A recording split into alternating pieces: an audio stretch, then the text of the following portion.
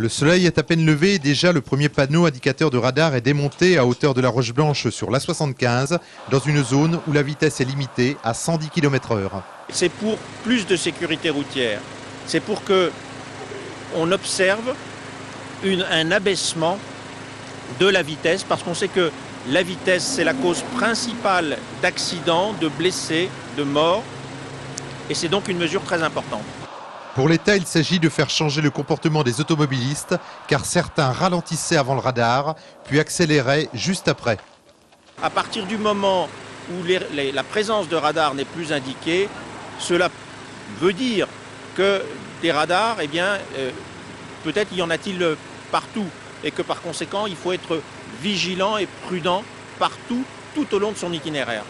Une mesure qui est loin de faire l'unanimité chez les usagers de la route. C'est une honte. Pourquoi ? Tout simplement parce que c'est encore de la répression, de la répression, de la répression, et bon, ça suffit, quoi. Qu'ils nous laissent rouler, qu'ils nous laissent tranquilles. Je trouve ça un peu ridicule quand même, parce que je pense que beaucoup de personnes vont perdre leur permis très rapidement, vu qu'on ne peut pas rester à 130 tout le temps sur l'autoroute. Les gens vont faire 2 fois plus attention à regarder leur compteur. Je pense qu'il va y avoir 2 fois plus d'accidents, moi. Il va certainement y avoir beaucoup plus d'infractions et beaucoup plus d'argent à faire rentrer dans les caisses de l'État. Ce dont je me félicite en tant que fonctionnaire, bien évidemment. Nous, on a le limiteur de vitesse, donc pas de souci.